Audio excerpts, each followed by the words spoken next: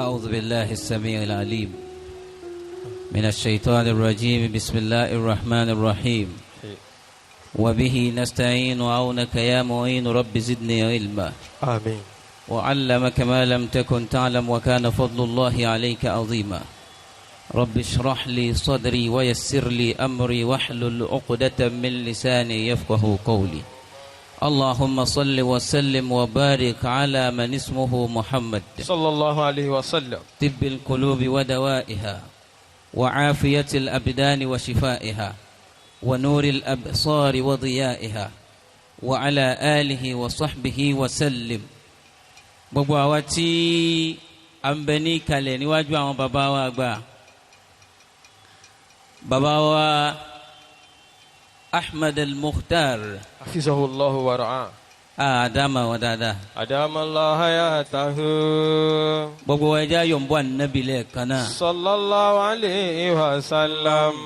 káyọ̀ǹbó ànábì lẹ́ẹ̀kan sí i. Sallallahu alayhi wa sallam. yòǹbó ànábì ń kun ẹ̀ẹ̀kan àmọ́ mo fẹ́ wí bí bàbá ti máa wí. bàbá ò ní yòǹbó ànábì kínú mi ó dùn. Sallallahu alayhi wa sallam. adá ọpẹ́ fún Ọlọ́run. Alhamdulillah. ìkẹ́ àti gẹ̀ fún aṣíwájú wa adéwálé anabi Muhammad. Sallallahu alayhi wa sallam.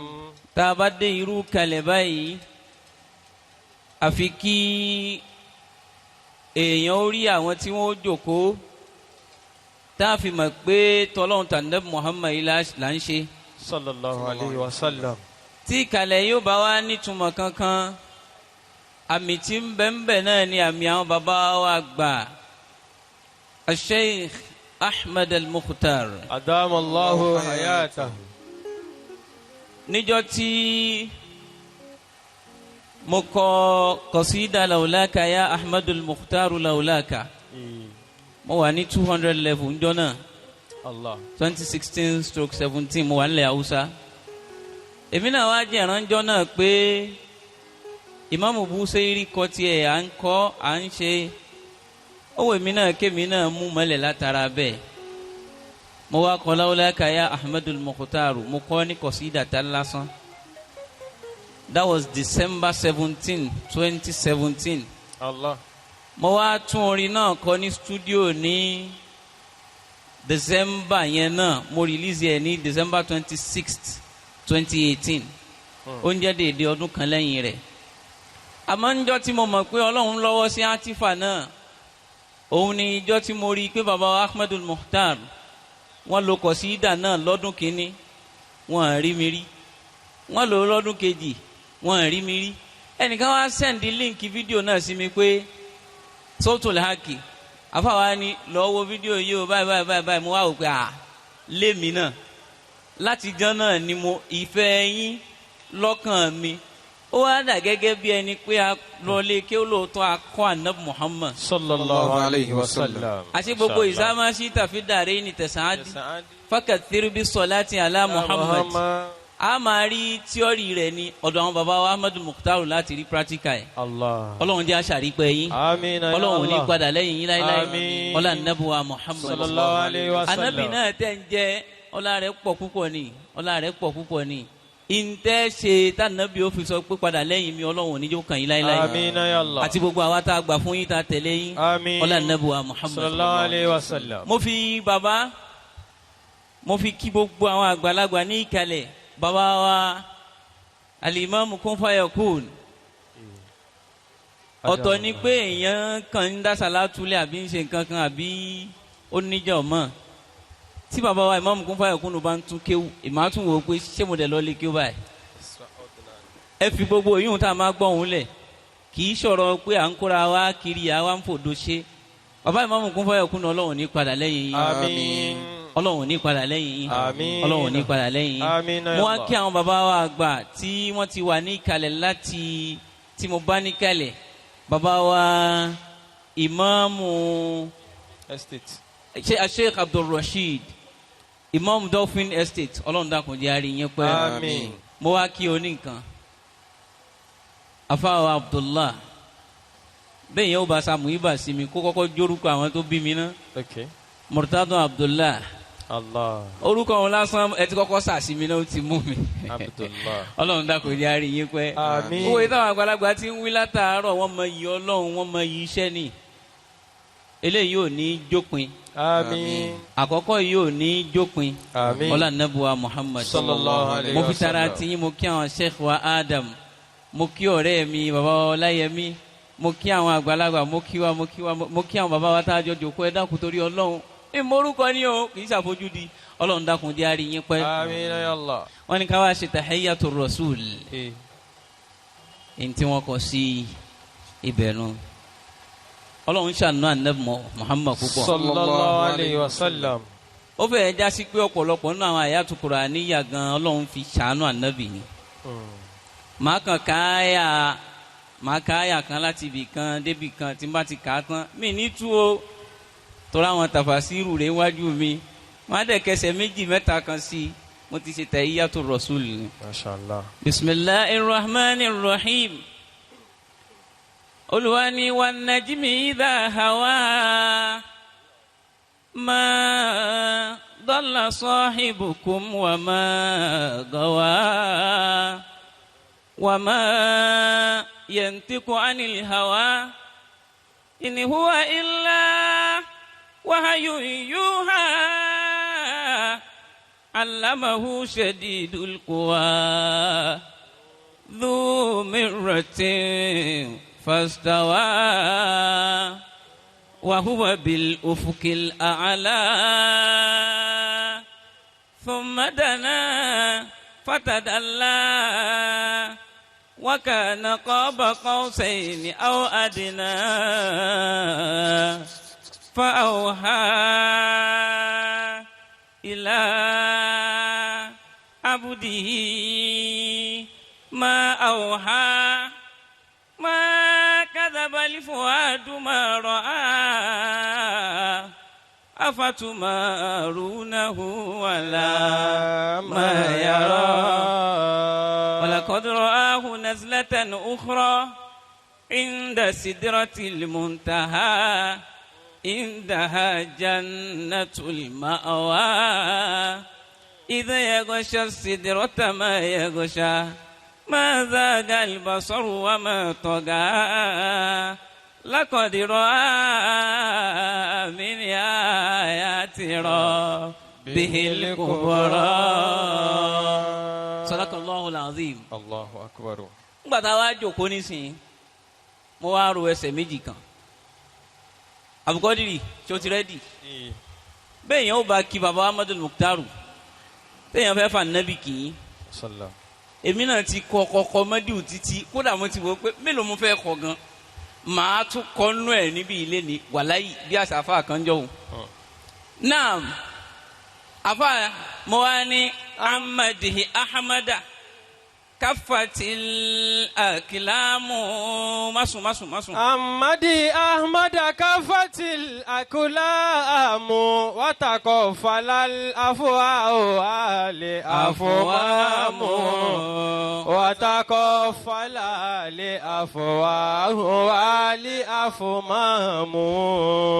amadihi ahmada babala fẹ́ yìn anabi wa Muhammad. Sallallahu alayhi wa sallam. babala fẹ́ kí anabi Olúwa tó ní ó ti kí. Amadi Ahmada kafatil akulamu. àmọ́ gẹ́gẹ́ bíi péjọ tọ́lọ́run ti dáyé ni làákàyè ti ń ṣiṣẹ́ yóò sì máa ṣiṣẹ́ tí gbogbo wa yìí bá tún kó nu ayé náà àwọn kan tún máa lo làákàyè òun náà lọ gbogbo làákàyè tí ń bá wa ń de yóò máa ní tẹ́ndẹ́sì àti yin anabi Muhammad. Sallallahu alayhi bó wa bá ti sallam. wá hùn kó yìn tó amadi ahmada kafatil akulamu. gbogbo ẹ̀yin tá à ń yin anabi nísìnyí a kàn máa yin náà ni kálámù ó ti rẹ kálámù gbogbo ń tà wá ń kọ látàná òun náà látún tún kan lé ní à ń jẹ́ dàda rẹ̀ bí àṣà haúsá ni. watakofalal afuwahu wal afumamu. wàtàkọ́fẹ́lẹ́ àfùwáhù jámù kanu wálé àfùmáàmù jámù mi náà ni ìtumọ̀ méjèèjì náà fámù náà ni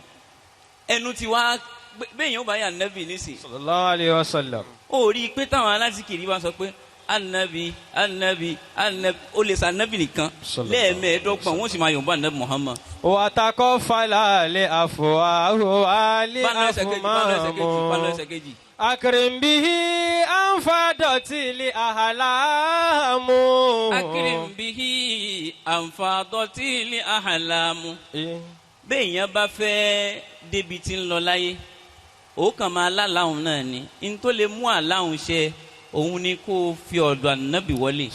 kí ló dé tá a fa àtọ̀ ń fi sọ pé wa anta babullahi ayyumri'in atahu min dunika la yadkhulu atahu min dunika la yadkhulu. jádùn bẹ̀yẹn náà. akrimbihi anfadotili ahalamu. wabihi tarokotilili ulali akiwamu. wabihi tarokotilili ulali akiwamu.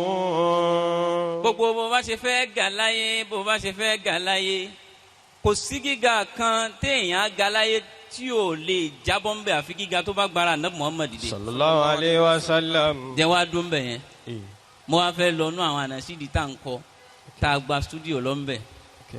astafi aska salam linnabi khairil anam. astafi أزكى السلام للنبي خير الأنام. أصطفي أزكى السلام للنبي خير الأنام. أصطفي أزكى السلام للنبي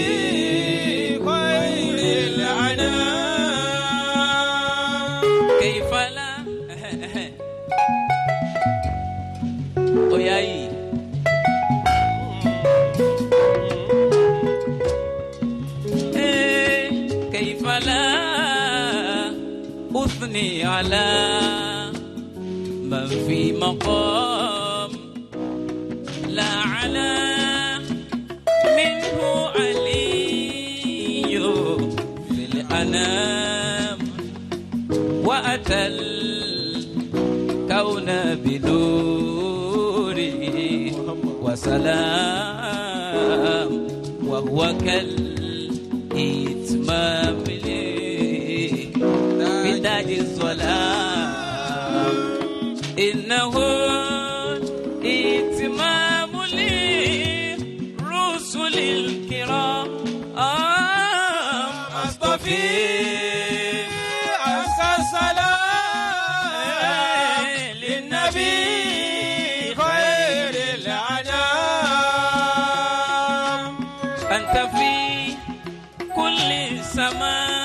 سماوات السماء بكما رام نموا قد نما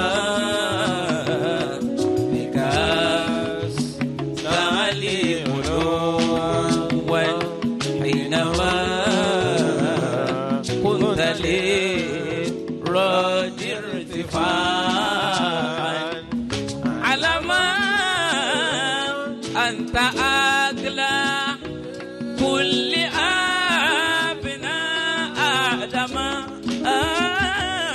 أصطفي أزكى السلام للنبي خير الأنام. صل وسلم على خير خلق صل وسلم على خير خلق على خير خلق الله. فالصلاة عليه شفاء قلوب وغنى وهدى بل كشف كروب ورضا الرحمن وستر عيوب. صل وسلم صل وسلم صل وسلم على خير خلق صل وسلم على أحمده أشكره شكرا رب العالمين أحمده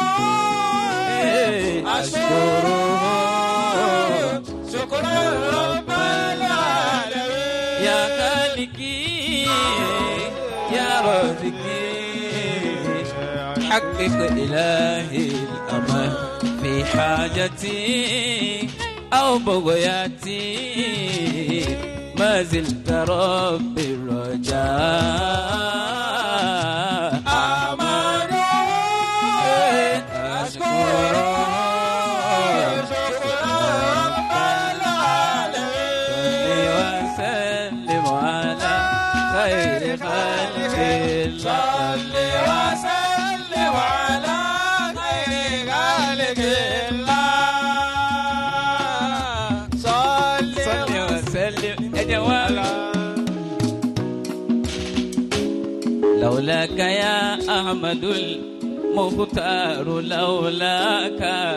لولاك لم يحيالي ẹlòmíì ò mọ̀ pé mi mú kọ́ kí nìyẹn náà bàbá ẹ gbé mi débẹ̀. tẹ bá ń gbọ́ lórí rédíò káàkiri. wọ́n máa ń pilẹ̀ rédíò Lagos èmi ò mọ bó ṣe débẹ̀. tẹ bá ń gbọ́ lórí tẹlifíṣàn káàkiri. لولاك يا أحمد المختار لولاك لم يحيا الكون لولاك يا أحمد المختار لولاك لم يحيا الكون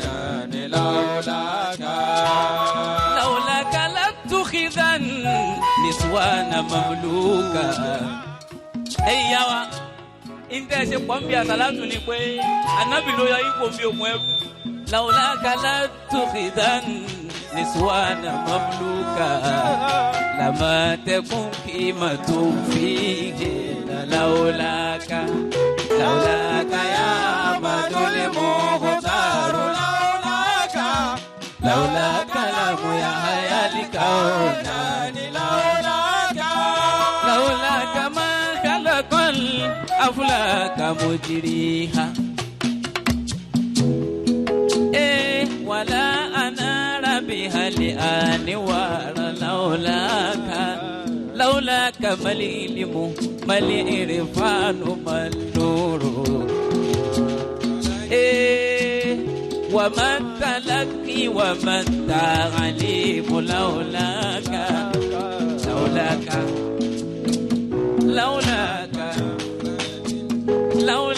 يا أحمد المختار لولاك لم يحيا الكون لولاك يا أحمد المختار لولاك لم يحيا الكون لولاك محمد لولاك ọ̀ṣẹ̀un bàbá wa gba àtúrà wọ́n tún wá ń sọ fún bàbá wa ẹ̀sìn mi onílù bàbá wa gba àtúrà ẹ má bínú pẹ̀lú ọ̀rọ̀ tí mo fẹ́ sọ yìí kò pẹ́ mọ́.